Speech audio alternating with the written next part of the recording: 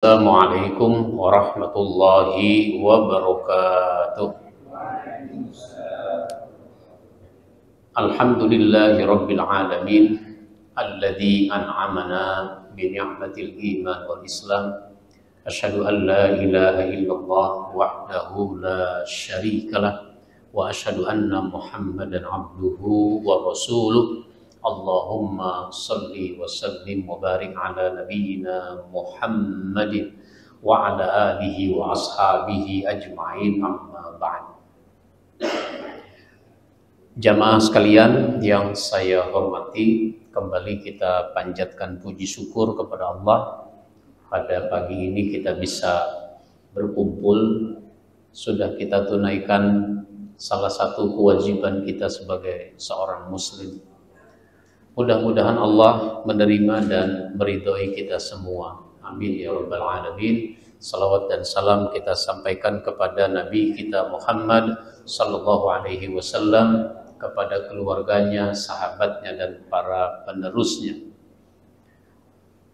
Dalam hitungan hari kita akan memasuki bulan suci Ramadan. Karenanya asbabun nuzul, sebab turunnya ayat Al-Quran, ingin kita bahas yang terkait dengan itu, yaitu ayat 187 dari surat Al-Baqarah. Kita tahu sebagai bulan yang mulia, kita punya kewajiban untuk berpuasa Ramadan. Ada ketentuan-ketentuan yang harus kita laksanakan. Dulu puasa itu lebih berat dibanding puasa kita yang sekarang, karena puasa itu bukan ibadah yang baru. Sebelum Nabi Muhammad sudah ada puasa, seperti halnya dengan sholat. Sholat itu sudah ada. Bahkan waktu Nabi Isra dan Mi'raj itu kan Nabi berjumpa dengan Nabi Musa alaihi salam. Lalu Nabi Musa bertanya, ada apa engkau menghadap Allah? Ada perintah. Apa? Sholat. Berapa banyak? 50 waktu. 50 waktu.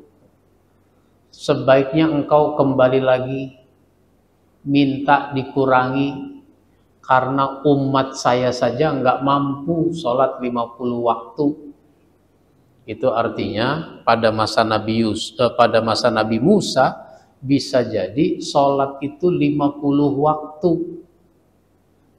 Kalau 50 waktu dihitung rata-rata, berarti setiap setengah jam. Setiap setengah jam itu sholat. Kalau kita setiap setengah jam sholat, waduh nggak sempat WA udah itu. Sekarang aja orang udah mau sholat masih WA saja. Udah iqomat, dia masih aja tuh. Nah, puasa umat terdahulu memang lebih berat. Misalnya Nabi Daud alaihi salam itu puasanya 6 bulan dalam setahun. 6 bulan dalam setahun itu bukan dari bulan 1 sampai bulan 6. Bukan dari bulan 7 sampai bulan 12. Tapi puasanya sepanjang tahun. Dengan cara diselang-seling. Sehari puasa, sehari tidak. Senin puasa, Selasa tidak, Rabu puasa, Kamis tidak, Jumat puasa, Sabtu tidak. Terus begitu. Sepanjang tahun. Jadi Nabi Daud itu puasa nggak ada lebarannya, Pak. Kita belum puasa udah pada mikirin lebaran. Lebaran mah nggak usah dipikirin. Yang penting ada dodol, ada rangginang, gitu. Dan seterusnya. Itu. Dan ini puasa yang paling disukai oleh Allah. Ahabbus siyam, siyamu Daud. Puasa yang paling dicintai, disukai Allah itu adalah puasanya Daud. Itu yang tadi, sehari puasa, sehari tidak. Nah, ini ada lagi yang terkait dengan ayat yang mau kita bahas. Bahwa puasanya orang dulu, malam pun tidak boleh melakukan hubungan suami istri. Yang kedua, tidak ada sahur. Nggak ada hubungan suami istri. Jadi ini ayat turun ada dua kasus.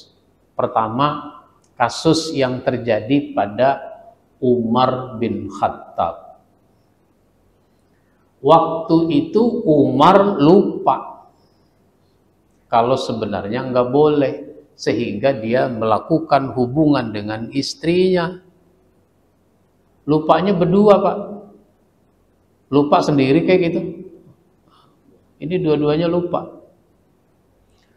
Sehingga dia melakukan hubungan suami istri. Sesudah selesai melakukan hubungan suami istri, baru dia menyadari kalau ini sebenarnya nggak boleh.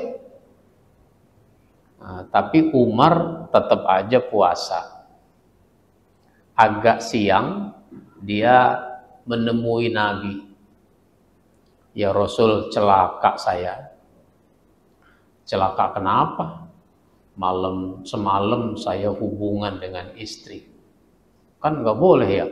Iya. Terus jadi bagaimana ini puasa saya? Nah, diturunkanlah ayat 187 surat Al-Baqarah. Uhilla lakum lailatas siyamir rafasu ila nisaikum.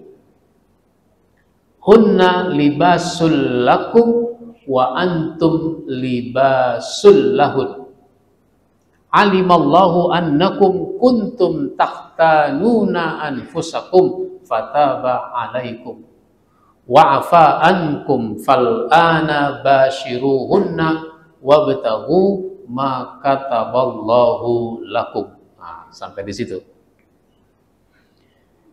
Dihalalkan pada malam hari kamu melakukan hubungan dengan istri. Jadi sejak itu dihalalkan, sejak itu dibolehkan. Mereka pakaian bagi kamu, kamu juga pakaian bagi mereka. Suami istri itu diilustrasikan oleh Allah dengan pakaian. Bagaimana pakaian? Ya, pakaian itu ya dipakai. Tapi kenapa orang menggunakan pakaian? Karena orang ingin tertutup auratnya. Tertutup auratnya. Itulah fungsinya pakaian, menutup aurat. Karenanya seprimitifnya orang, biasanya dia tetap berpakaian yang paling minimal gitu. Kita mengenal ada namanya koteka. Nah, itu kan ditutup juga pada bagian yang paling pokok, yang paling vital. Makanya disebut alat vital.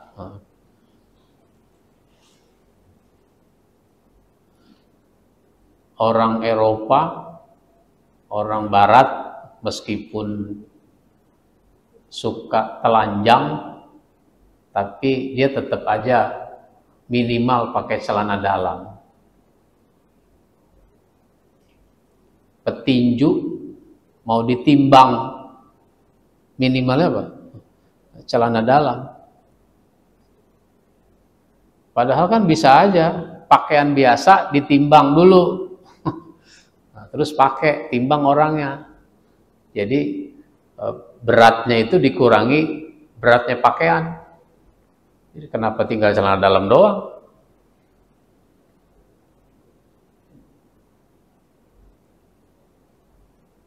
Pakaian itu saling menutupi. Jadi suami istri itu harus saling menutupi. Karena tiap orang ada aibnya. Aib jangan suka diceritakan kepada orang lain. Bagaimana kalau mau konsultasi? Ini kan ada keaiban, ada persoalan, mau konsultasi. Konsultasilah kalau begitu kepada orang yang mampu menyimpan aib ini. Dia tidak boleh menceritakan kepada orang lain. Maka kalau yang sifatnya keaiban, jangan konsultasi lewat media, TV, radio, dan seterusnya. Kalau mau menggunakan media, maka gunakan bahasa yang umum. Kan suka ada tuh di TV, misalnya Mama Dede. Mama Dede. Dulu Mama curhat dong, iya dong. Gitu. Sekarang tanya Mama yuk. Nah, ketika orang bertanya, jangan bahasanya suami saya begini, jangan begitu. Ada seorang suami, dia begini. Bagaimana itu hukumnya? Gitu. Cuma pembawa acaranya nanya, ini masalah ibu apa? Orang udah tutupi ditanya begitu. Iya, masalah saya jadinya. Itu tidak bagus. Pakaian saling nutup aurat. Pakaian itu untuk keserasian. Berpakaian kan harus serasi. Warna atasan dengan warna bawahan. Enak dilihat jadinya. Suami itu harus serasi dengan istrinya. Istri harus serasi dengan suaminya. Jadi diumpamakan seperti pakaian. Allah tahu bahwa kamu tidak mampu menahan hawa nafsumu. Allah tahu. Gak mampu kamu tidak melakukan hubungan suami istri selama 1 bulan. Nah, maka Allah bolehkan, Allah halalkan, maklum. Yang lalu ya sudah berlalu. Sehingga puasanya Umar terus saja. Meskipun begitu, udah dibolehkan di malam hari, ternyata masih ada juga yang melakukannya pada siang hari. Seorang sahabat datang menemui Nabi. Ya Rasul, celaka saya. Celaka kenapa? Siang-siang Ramadan begini saya hubungan sama istri. Wah, gimana sih ini kalau bahasa kita ya? Gimana sih? Udah tahu nggak boleh.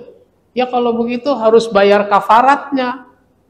Bayar sanksinya, dendanya. Apa itu ya Rasul kafaratnya? Puasa 2 bulan berturut-turut. Puasa 2 bulan? Ini aja jebol saya. Bagaimana mau 2 bulan? Kira-kira begitu ya. Saya nggak sanggup ya Rasul. Kalau nggak sanggup, kamu membebaskan seorang budak. Ya, budak itu mahal ya Rasul. Saya nggak punya uang. Nggak punya uang sebanyak itu. Ya kalau kamu nggak sanggup juga, kamu kasih makan 60 orang miskin. Ya, ngasih makan istri, anak aja saya udah berat. Bagaimana mau ngasih makan 60 orang? Ini percakapan didengar oleh seorang sahabat yang juga mau ada keperluan dengan Nabi. Itu orang mendengar dari luar. Akhirnya itu orang balik lagi. Balik lagi pulang, lalu dia bawa kurma sebakul. Kurma sebakul besar. Yang kira-kira bisa dimakan untuk 60 orang. Bukan kurmanya satu orang makan 3 ya. Nah, ya Rasul, kalau dia tidak mampu, ini saya bantu. Nih, dikasih tuh kurma sebakul besar. Tuh, ada yang bantu. Sekarang kamu boleh pulang.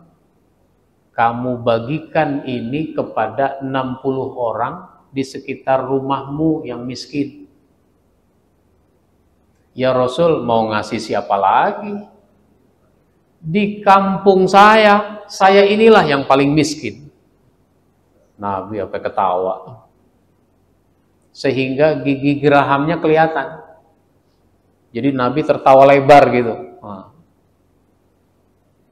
Ya udah, kalau begitu kamu makan sekeluarga. Itu namanya bijaksana. Orang tuh kalau menetapkan hukum itu mesti bijaksana. Ini kan banyak orang nggak bijaksana.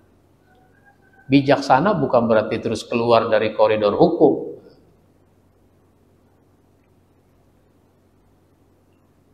Jadi sejak itu dibolehkan hubungan suami istri di malam hari Ramadan. Nah, kasus kedua itu terjadi pada seorang sahabat namanya Qais. Qais itu kerja berat, kerja kasar pada siang hari. Sekarang kan orang tidak mau kerja kasar, kerja berat. Maunya kerja cerdas. Ini hati-hati juga tuh pakai istilah kerja cerdas. Ngapain capek-capek? Punya uang 50 juta. Bagaimana nggak ngapa-ngapain tapi dapat untungnya, dapat hasilnya. Wah, kalau begitu caranya diinvestasikan. Diinvestasikan kepada Koperasi Langit Biru. Masih ingat? Koperasi Langit Biru. Banyak itu orang berinvestasi di situ. 50 juta, 100 juta. Bulan pertama ditransfer hasilnya. Bulan kedua ditransfer hasilnya. Bulan ketiga ditransfer hasilnya. Waduh, enak nih. Ngasih duit di situ 50 juta, tiap bulan dapat. Nggak ngapa-ngapain. Nah. Nggak taunya apa, ditipu. Ditipu. Bulan keempat nggak ada lagi transferan. Bulan kelima nggak ada lagi. Bulan keenam nggak ada lagi. Banyak orang ketipu. Cuma malu mau ngelapor. Duit banyak, gampang ketipu. Tapi akhirnya ada juga yang ngelapor. Itu banyak terjadi. Apalagi tuh ada bisnis trading emas ya. Investasi trading emas. Banyak tuh yang nawarin kepada saya. Bagaimana ceritanya? Jadi Pak Ustadz bisa investasikan uang senilai emas. Kalau emas sekarang 1 juta misalnya, mau berapa investasinya? 25 juta, 50 juta. Nanti ini kan emas dijual beli kan? Sehingga Pak Ustadz dapat hasilnya. Dapat keuntungannya. Emasnya ada? Enggak, ini mah angkanya doang. Kalau mau dagang mah ada barangnya, masa angka doang. Ini apa bedanya sama main judi? Nah, ada juga tuh orang ketipu. Baik. Nah, Qais kerja berat. Dulu kan gak ada sahur ya. Jadi dulu itu kalau orang sudah tidur di malam hari, meskipun tidurnya di awal malam, itu sudah mulai berpuasa. Karena bangunnya itu sudah puasa. Kata Nabi, faslu ma baina siyamina wa siyami ahlil kitab aklatus sahar. Bedanya puasa kita dengan puasanya ahli kitab itu makan sahur. Jadi dulu ahli kitab itu puasa nggak ada sahur. Kalau udah tidur di malam hari ya sudah mulai puasa. Dan itu berlaku di awal-awal Nabi dan para sahabat berpuasa. Dan ini terjadi kasusnya pada Qais itu. Sesudah tiba waktu maghrib itu kan berbuka. Berbuka. Istilah lain dari berbuka itu adalah takjil. Takjil. Takjil itu menyegerakan berbuka, segera berbuka. Kenapa segera berbuka? Karena udah waktunya. Kalau belum waktunya udah berbuka, itu namanya mencuri start. Bukan menyegerakan, mencuri start. Nah, Qais ini udah maghrib berbuka, namanya takjil itu kan sekedarnya.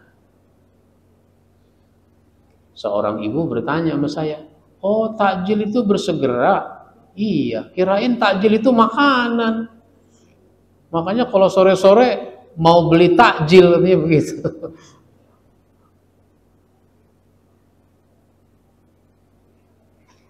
Kirain takjil itu makanan. Nah,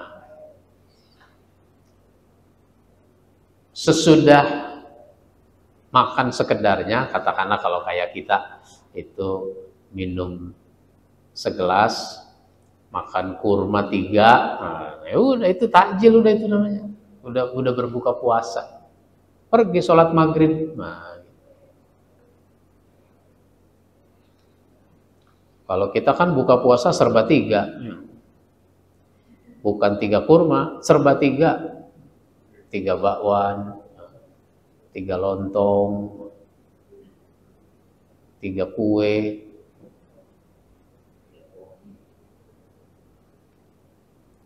Itu yang di luar tuh 3 batang dulu dia baru sholat maghrib.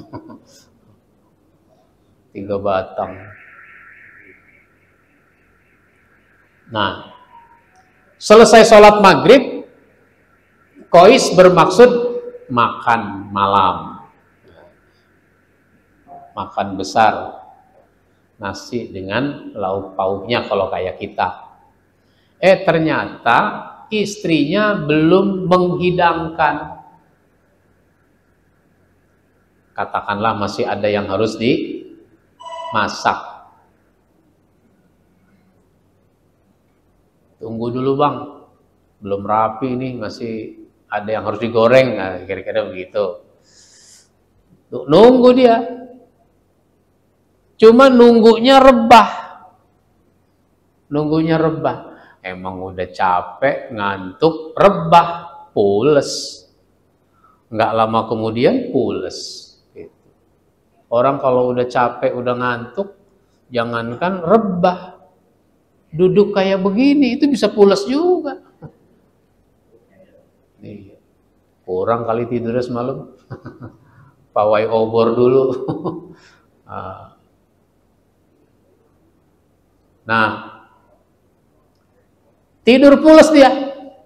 Istrinya udah selesai menghidangkan. Dipanggil lakinya tuh, bang, ayo makan. Kok nggak ada respon? Dikencengin lagi suaranya, bang, ayo makan. Kok nggak ada respon juga? Dikencengin lagi suaranya, bang, ayo makan, udah siap nih. Kok belum ada respon juga? Akhirnya apa? Istrinya yang mendatangi. Dilihat suaminya sudah tidur pules. Celaka engkau. Nah, kalau begini jadinya celaka engkau. Maksudnya apa? Waduh, berabe dan ini urusan. Kenapa? Ya kalau udah begini udah puasa namanya. Udah mulai puasa. Emang begitu dulu syariatnya? Ya sudah, dia nggak jadi makan. Lalu keesokan harinya dia kerja lagi. Kerja berat lagi. Sehingga dia jatuh pingsan.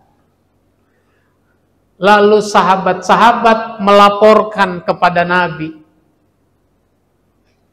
Diceritakanlah dia jatuh pingsan karena semalam nggak makan, sahur juga enggak kan. Bagaimana jadinya ini ya Rasul? Diteruskan ini ayat 187 ini diteruskan oleh Allah. Wa kulu washrabu hatta yatabayyana lakumul khaytul abyadu minal khaytil aswadi minal fajr. Makan, minum kamu pada malam hari itu sampai jelas mana benang putih, mana benang hitam, yaitu fajar. Dulu tuh sahabat ya betul-betul ngikat benang di jarinya. Jangan sampai kelewat waktu. Patokannya kalau benang putih emang kelihatan sekalipun gelap. Kalau benang hitam kan baru kelihatan setelah agak terang. Nah, padahal bukan benang, tapi itu bahasa kiasan. Yaitu maksudnya fajar, sudah waktu fajar. Nah, begitu. Summa atimmus siyama ilal lail. Kemudian sempurnakan itu puasa sampai waktu malam. Jadi maghrib itu awal malam. Jadi ketika hari siang itu berakhir dengan waktu maghrib. Maka waktu maghrib itu namanya awal malam. Udah dihitung tuh, pas maghrib udah dihitung sebagai waktu malam. Nah, meskipun masih agak terang. Habis sholat maghrib udah mulai remeng-remeng. Nah, gitu.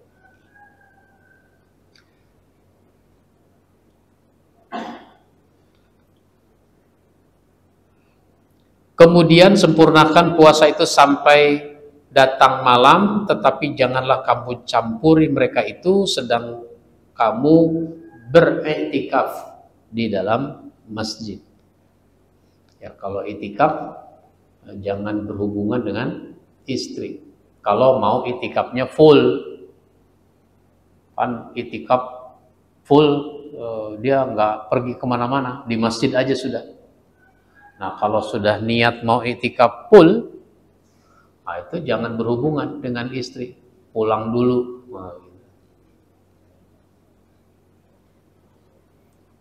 Itulah larangan Allah, maka janganlah kamu mendekatinya. Demikianlah Allah menerangkan ayat-ayatnya kepada manusia supaya kamu bertakwa. Maka dari ayat ini kita ambil pelajaran pertama, kewajiban yang kita laksanakan sekarang tidak seberat orang dulu. Karenanya tidak ada alasan bagi kita untuk tidak mau berpuasa. Apalagi kata yang digunakan oleh Allah itu adalah kutiba. Kutiba alaikumusiyam. Kutiba itu dari kataba. Kataba itu menulis. Kutiba ditulis. Nah, sesuatu itu kalau ditulis kuat. Ilmu kalau ditulis kuat. Makanya ulama itu udah mati, udah meninggal dunia berabad-abad yang lalu, tapi ilmunya masih bisa dipelajari. Kenapa? Ditulis itu ilmunya. Maka ulama yang tidak menulis, ketika dia mati, sudah berakhir begitu saja. Perjanjian kalau ditulis kuat, orang tidak bisa mengelak. Utang piutang kalau ditulis kuat, orang tidak bisa mengelak dari kewajiban bayar utang. Yang nagih juga enak. Utang mau dibayar nggak? Emang kapan gua ngutang? Nih, kwitansinya ada materainya lagi. Dia nggak bisa mengelak. Jadi ditulis. Nah, kewajiban ini kuat sehingga orang tidak mengelak. Meskipun berat. Puasa itu berat sebenarnya. Puasa berat. Kalau saya ceramah subuh di bulan Ramadan, kira-kira saya disediain air minum nggak? Enggak. Tapi sekarang saya ceramah, saya minum dulu gitu. Nanti minum lagi. Itu sebenarnya berat. Puasa itu. Orang tidak bisa mengelak. Memang ayat-ayat yang pakai kata kutiba itu ayat-ayat yang perintahnya berat. Kutiba alaikumul qisasu fil qatl. Itu hukum qisas. Berat melaksanakan hukum qisas. Pada nggak mau. Bahkan ada gerakan di dunia ini menghapus hukuman mati. Pembunuhan makin banyak terjadi, hukuman matinya mau dihapus. Ya makin banyak terjadi. Masih ada saja jenis hukuman mati, orang masih melakukan pembunuhan, apalagi kalau jenis hukuman mati dihapus. Apalagi ayat perang, itu juga pakai kata kutiba. Berat itu perang, makanya banyak orang mengelak, menghindar. Tapi kalau orang komitmen pada kewajiban, meskipun berat, dia tetap melaksanakannya.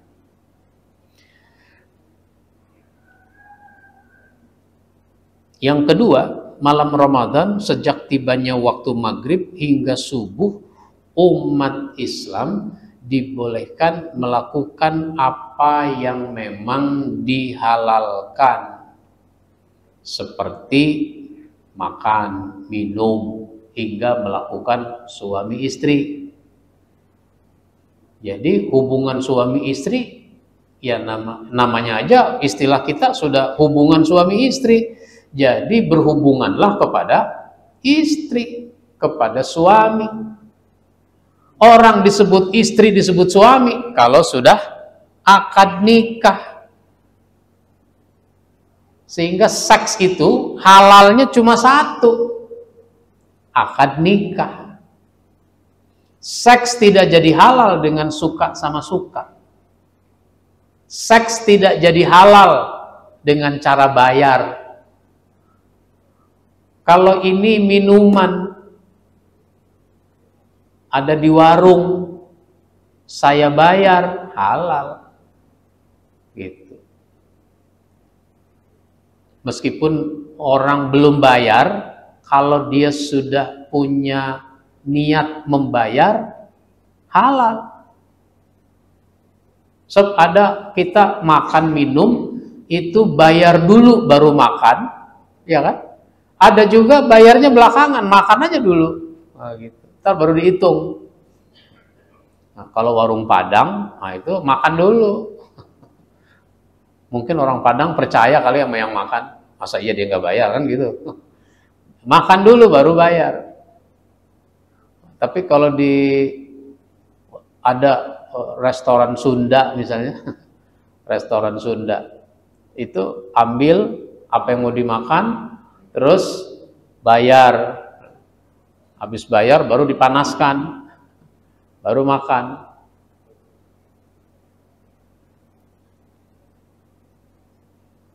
Karena bisa jadi ada orang habis makan langsung pergi, dia nggak bayar. Nah. Restoran-restoran yang dari barat itu umumnya bayar dulu baru makan. Nah, nggak apa-apa, ya itu tergantung kebiasaan. Boleh-boleh aja. Jangan dibilang, bayar dulu baru makan, baru minum. Yang ketiga, prinsip mentaati hukum merupakan salah satu pelajaran penting dari ibadah puasa Ramadan, sehingga kosakata hukum itu digunakan di dalam ayat ini. Uhilla lakum, dihalalkan. Jadi kalau halal laksanakan, kalau haram tinggalkan. Sebesar apapun sukanya kita kepada hal itu, kalau itu haram, itu jangan kita lakukan. Itu pelajaran dari ibadah puasa. Disiplin dalam kaitan dengan hukum. Orang harus disiplin hukum dari puasa ini. Baik, saya beri kesempatan yang mau menyampaikan tanggapan atau pertanyaan.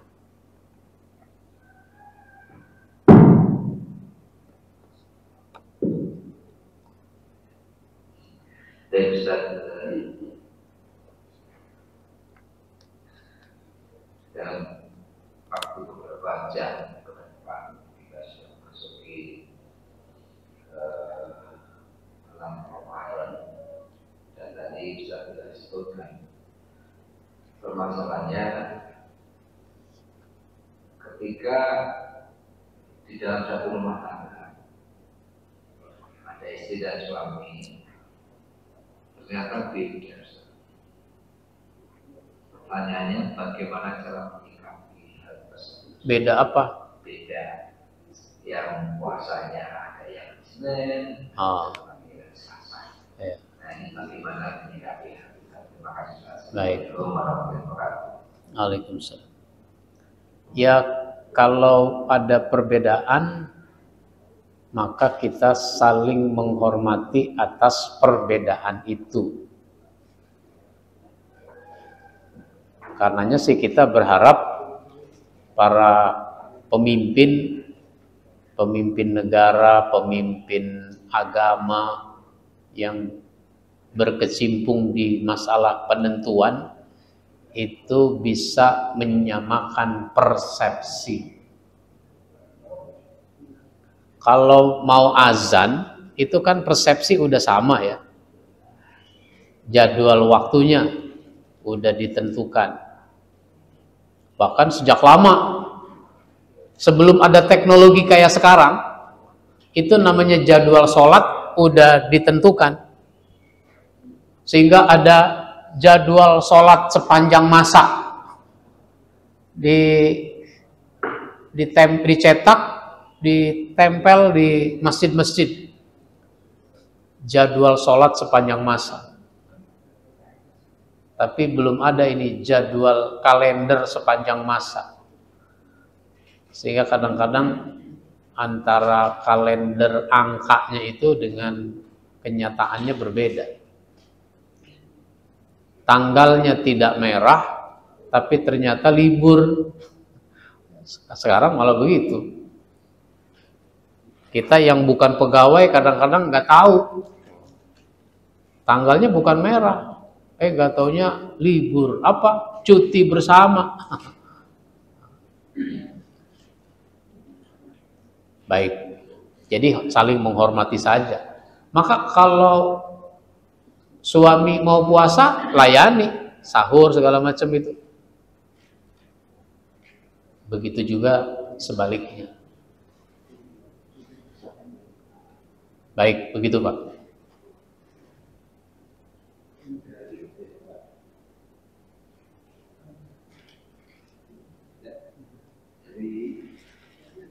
Mungkin dari ibu-ibu ada yang mau tanya dulu.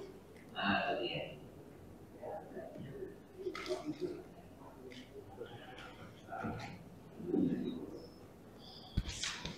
Bismillah, Pak Yai izin bertanya tentang menahan hawa nafsu amarah, konflik, perselisihan ketika sahur.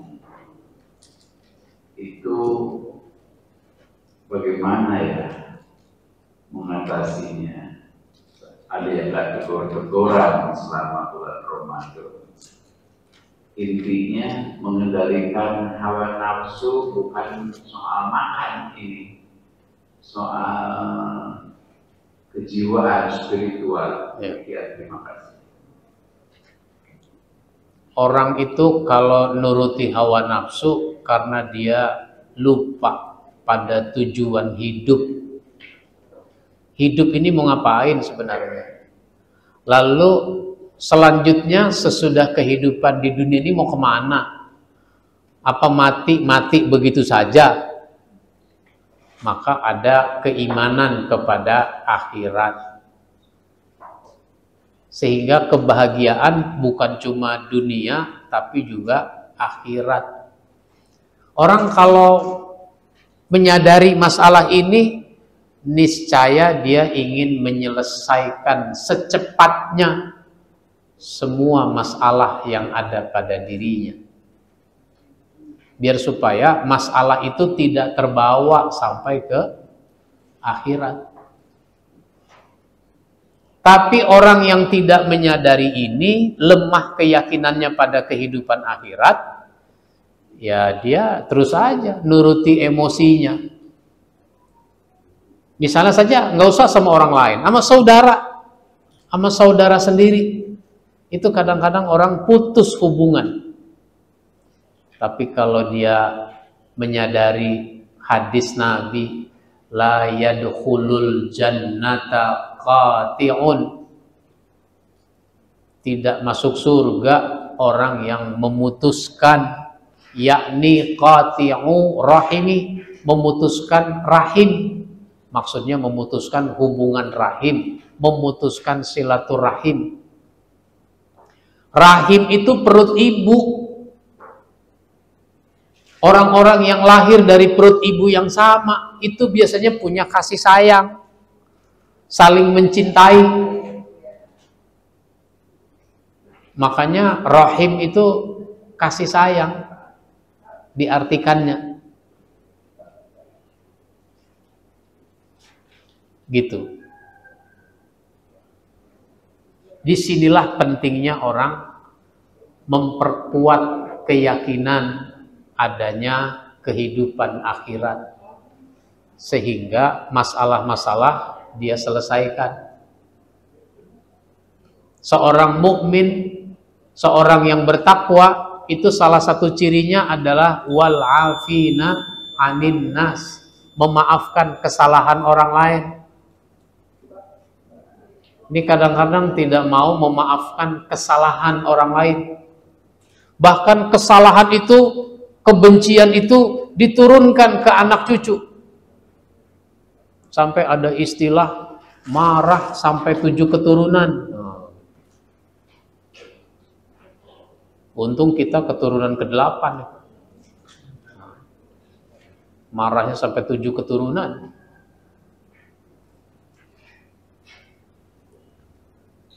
Di situ Pak kuncinya. Kalau enggak begitu, terus aja orang marah. Dalam politik apalagi. Maka kata Nabi, wa ahbib man syi'ta fa innaka mufariquhu.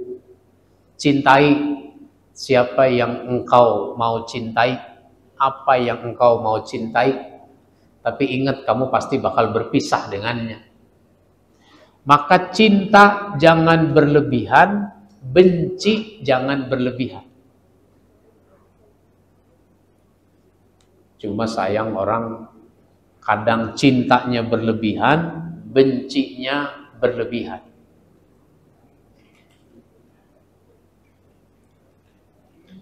Baik, begitu Pak. Ya, silakan. Ya.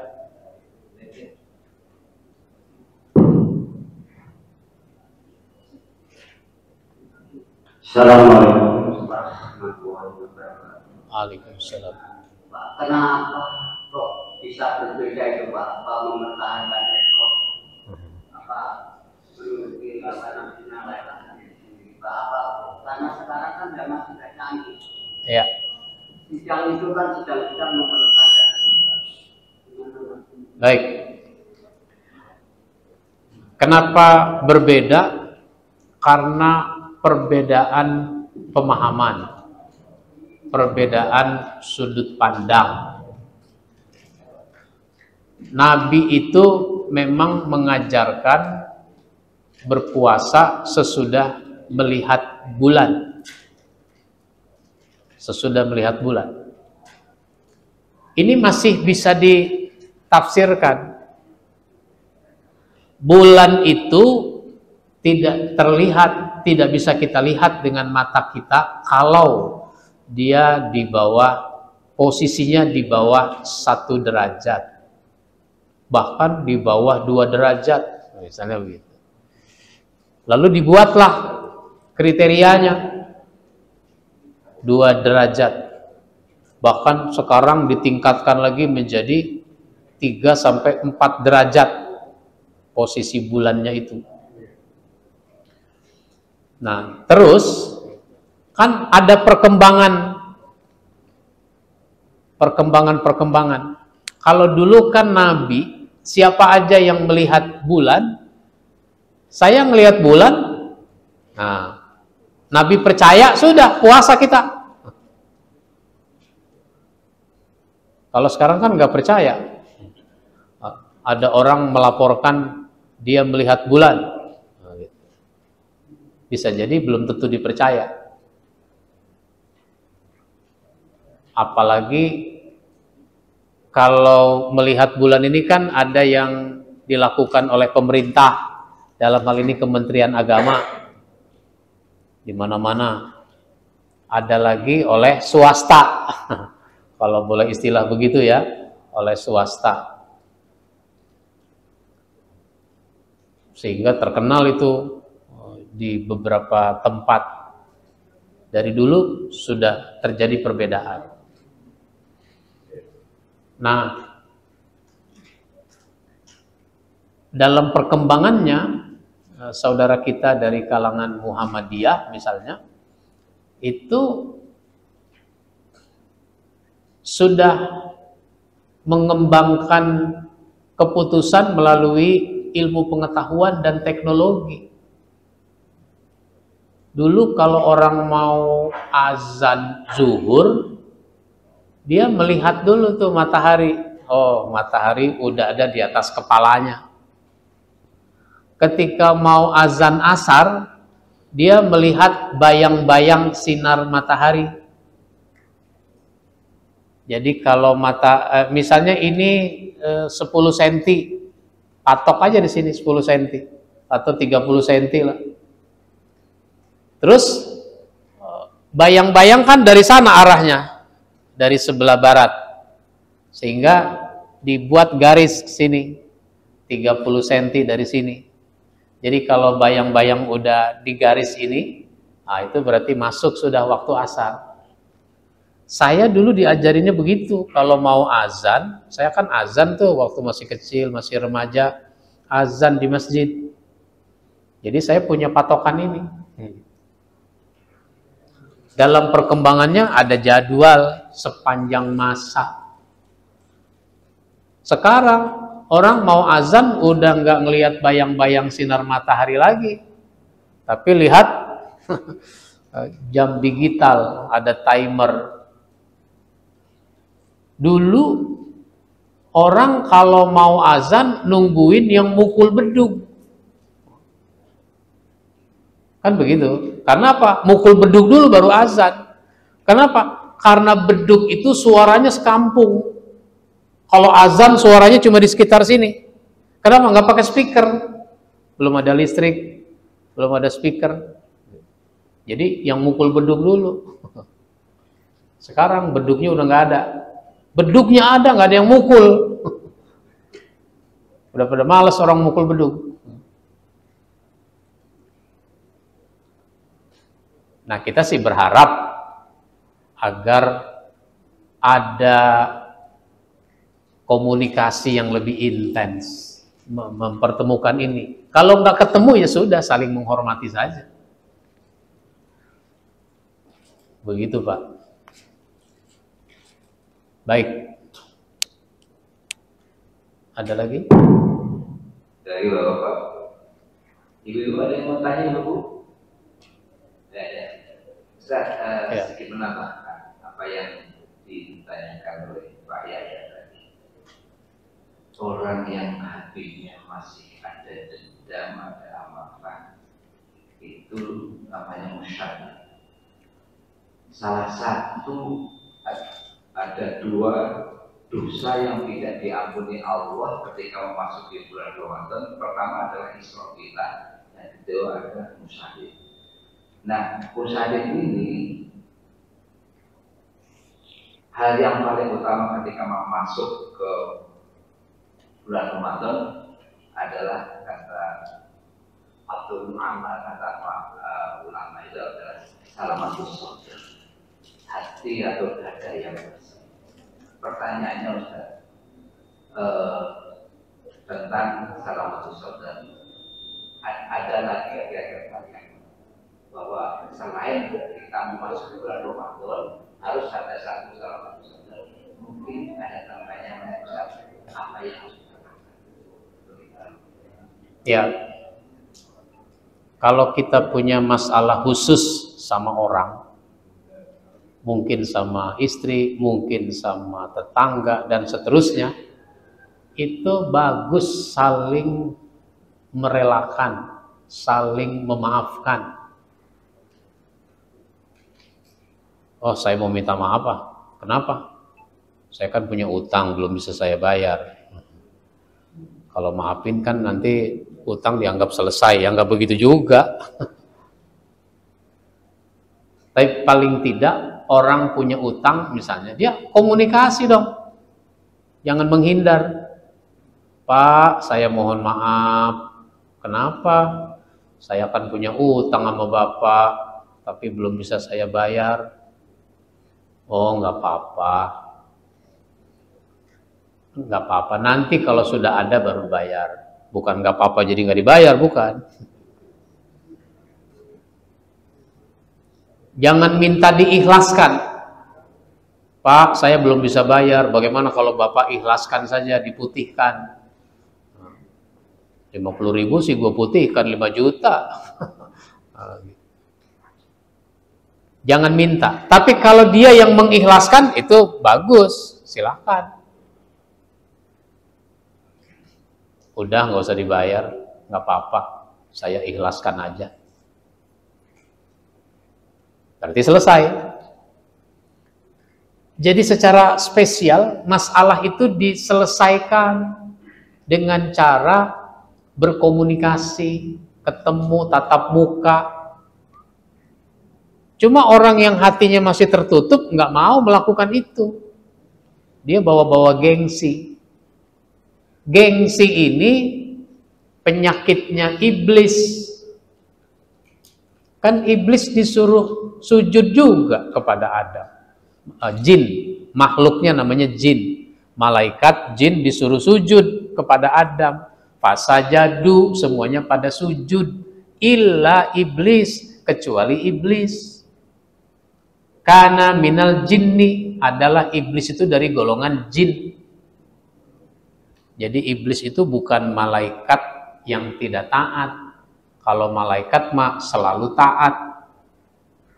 Karena minal jinni, memang ada pendapat yang mengatakan ada malaikat namanya siapa saya lupa. Itu dia itu yang tidak mau sujud sehingga malaikat itu menjadi iblis. Tapi iblis itu dalam surat Al-Kahfi ayat 50 disebutkan karena minal jinni, adalah dia dari golongan jin. Sebabnya apa itu dia tidak mau sujud? Ana khairum minhu, saya lebih baik dari dia. Itu kan perkara gengsi. Merasa lebih baik. Ana khairum minhu, khalaqtani min nar, saya kan dicipta dari api. Wa khalaqtahu min tin, kalau dia kan dari tanah. Jadi hebatan aku dong. Mestinya dia yang hormat sama saya, bukan saya hormat sama dia. Padahal Allah nyuruh hormat bukan karena asal muasal penciptaan. Allah nyuruh hormat karena Adam itu punya ilmu. Orang berilmu itu dihormati. Adam itu kan udah belajar, wa 'allama Adamal asma'a kullaha dan seterusnya. Allah ajarkan nama-nama benda. Dengan kata lain, Adam itu punya ilmu, yang punya ilmu dihormati. Sedangkan meskipun dihormati, orang yang punya ilmu tawadu. Bukan jadi sombong dia tawadu. Dia nggak pernah nuntut orang hormat sama dia, gue punya ilmu nih, lu hormat dong sama gue. Nggak begitu. Lu kan S1, gue nih profesor doktor. Lu mesti hormat sama gue. Nggak begitu. Tawadu namanya tuh orang berilmu mestinya. Nggak menuntut penghormatan. Kalau dia kurang dihormati, ya biasa-biasa aja. Dasar orang sini nggak tahu hormat. Saya profesor doktor kok nggak dihormati. Penghormatan itu dari orang. Bukan dia menuntut mendapatkan penghormatan. Jadi kalau sudah gengsi itu sombong. Kalau sudah sombong susah. Al-kibru batarul haq wa ghamtun nas. Sombong itu menolak kebenaran. Meskipun benar dia tolak. Benar sih benar dia ngomong. Cuma kan dia anak baru kemarin. Bener sih bener dia ngomong, cuma kan dia S1. Bener sih bener, tapi kan dia bukan sarjana. Nah, ya kalau udah bener ya terima benernya dari siapapun. Tapi orang sombong menolak kebenaran dan merendahkan orang lain. Di situ bahayanya. Itu semua persoalannya ada di hati. Orang yang hatinya tidak bersih, itu nanti buruk sangka pada orang lain. Iri hati pada orang lain. Orang baru belajar, dia udah nggak suka. Orang baru belajar, dia udah nggak suka sama orang belajar. Wah, ini orang bakal nyaingin gue ini mah. Nah, dia takut tersaingi karena ada yang belajar. Mestinya kan alhamdulillah dia mau belajar. Saya mau tambahin ilmunya. Ini malah takut disaingi. Ibarat guru silat misalnya. Guru silat punya 10 jurus. Dia nggak mau ngajarin 10 jurus. Dia ngajarinnya 8 jurus. Kalau 10-10-nya diajarin, ngalahin gua nanti dia.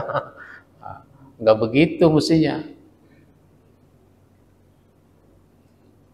Ada nggak guru SD itu nggak suka kepada muridnya yang sudah jadi sarjana, yang jadi doktor, yang jadi profesor? Dia malah bangga. Alhamdulillah murid saya sekarang udah jadi rektor. Dia bangga, dia senang. Baik.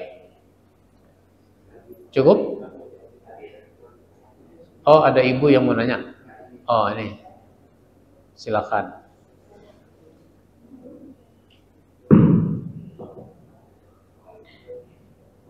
Assalamualaikum warahmatullahi wabarakatuh. Waalaikumsalam.